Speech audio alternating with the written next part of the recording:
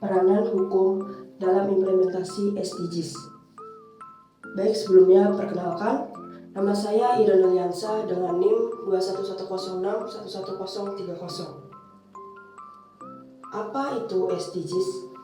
SDGs itu adalah suatu serangkaian tujuan pembangunan yang ditetapkan oleh PBB untuk mencapai keberlanjutan global. Ada 17 tujuan SDGs yang mencakup berbagai aspek keberlanjutan seperti pengentasan kemiskinan, kesehatan, pendidikan, kesetaraan gender, dan lingkungan hidup. Ada dua rumusan masalah yang akan saya bahas. Yang pertama, apa peranan hukum dalam implementasi SDGs? Yang kedua, contoh peranan hukum dalam melindungi pada poin yang terdapat di SDGs. Yang pertama itu, apa peranan hukum dalam implementasi SDGs? Hukum memainkan peran penting dalam implementasi tujuan pembangunan berkelanjutan atau SDGs. Hukum dapat membantu memastikan bahwa kebijakan dan tindakan yang diambil oleh pemerintah dan masyarakat sipil sesuai dengan prinsip-prinsip SDGs. Hukum juga dapat membantu memastikan bahwa hak asasi manusia dihormati dan dilindungi, serta mempromosikan keadilan sosial dan lingkungan yang berkelanjutan. Dalam konteks Indonesia, pemerintah telah mengeluarkan Peraturan Presiden Nomor 59 Tahun 2017 tentang pelaksanaan pencapaian tujuan pembangunan berkelanjutan. Peraturan ini mencakup peta jalan TPB atau SDGs, rencana aksi nasional TPB atau SDGs, dan rencana aksi daerah TPB atau SDGs untuk tingkat provinsi. Nah, selain itu, BPK atau Badan Pemeriksa Keuangan memainkan peran penting dalam optimalisasi implementasi SDGs melalui pemeriksa kinerja pada pemerintah daerah. BPK melakukan pemeriksaan kinerja terhadap implementasi SDGs di daerah dan memberikan rekomendasi kepada pemerintah daerah untuk meningkatkan kinerja mereka dalam mencapai tujuan SDGs. Selanjutnya yang kedua, contoh peranan hukum dalam melindungi pada poin yang terdapat di SDGs. Hukum memainkan peran penting dalam mencapai tujuan SDGs. Berikut adalah beberapa contoh peran hukum dalam melindungi tujuan SDGs.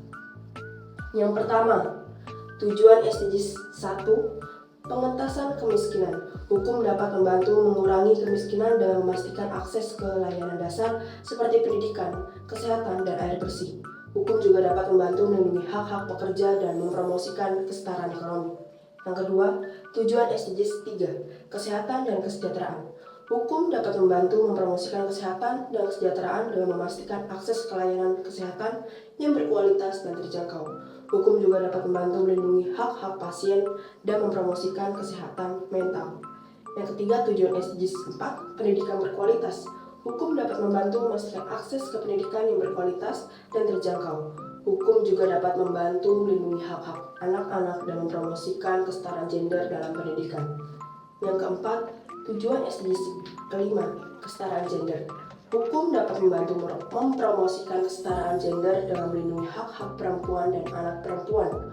Hukum juga dapat membantu memerangi kekerasan terhadap perempuan dan anak perempuan. Kelima, tujuan SDGs ke-13, tindakan iklim. Hukum dapat membantu memerangi perubahan iklim dengan mempromosikan energi terbarukan dan mengurangi emisi gas rumah kaca. Hukum juga dapat membantu melindungi hak-hak masyarakat adat dan mempromosikan keberlanjutan lingkungan hidup. Selanjutnya, sebagaimana dalam hal ini bahwa saya mengambil pada tujuan poin ke-13 dan 15 SDGs. Tujuan poin ke-13 adalah tindakan untuk melawan perubahan iklim. Tujuan ini sebagaimana untuk perubahan iklim dan dampaknya.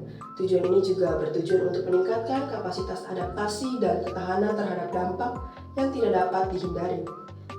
Yang kedua, tujuan poin ke-15 SDGs adalah kehidupan darat. Tujuan ini bertujuan untuk melindungi, merestorasi, dan meningkatkan penggunaan berkelanjutan ekosistem daratan, mengelola hutan secara lestari, menghentikan penggurunan, memulihkan degradasi lahan, serta menghentikan kehilangan keanekaragaman hayati.